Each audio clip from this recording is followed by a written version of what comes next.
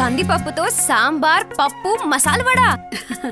Tenali double horse pulses నుంచి రుచికరమైన కందిపప్పు మీకోసం. కొత్త ప్రభుత్వానికి అభినందనలు. పవన్ కళ్యాణ్ పార్టీ పోటీ చేసిన అన్ని స్థానాల్లో గెలిచింది. ఆయనకు కూడా అభినందనలు. మన కందులు దుర్గేష్కి మినిస్టర్ ఇచ్చారు.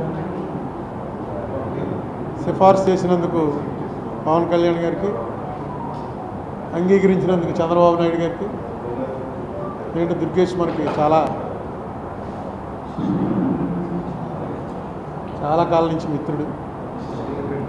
శిష్యుడు కాదు, శిష్యుడు ఎలా అవుతారు? వాళ్ళ ఫ్యామిలీ రాజకీయాల ఫ్యామిలీ, చాలా కాలం నుంచి రాజకీయాల్లో ఉన్నారు. నాతో చాలా ఎక్కువ కాలం నాతో కలిసి ఉన్నాడు. చంద్రబాబు నాయుడు గారికి సరైనటువంటి అవకాశం ఇప్పుడు వచ్చింది.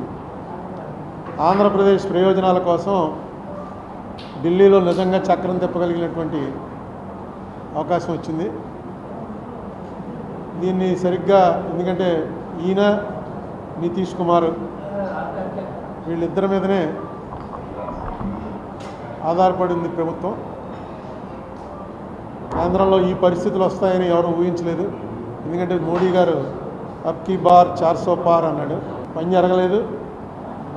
చివరికి ఆంధ్రప్రదేశ్లో వచ్చినటువంటి రిజల్ట్స్ మీదే ప్రధానంగా ఆధారపడి మోడీ గారు అక్కడ ప్రధానమంత్రి అయ్యే అవకాశం వచ్చింది.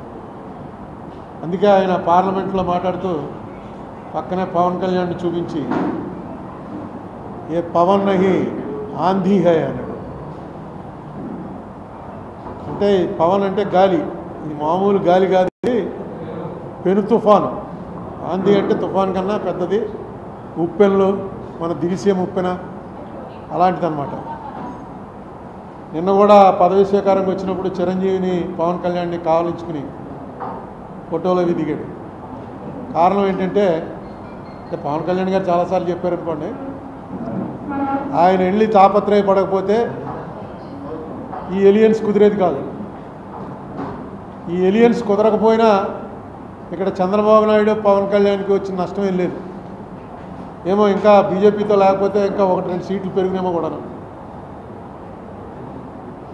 మోడీకి మాత్రం ఈ ఎలియన్స్ లేకపోతే ఏమోనో రిజల్ట్ వచ్చాక తెలిసింది.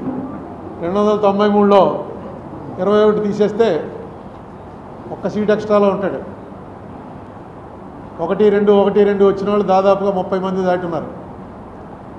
అసలు మోడీ గారు ప్రధానమంత్రి అయ్యేవాడా లేదా అని కూడా అనుమానం వస్తుంది.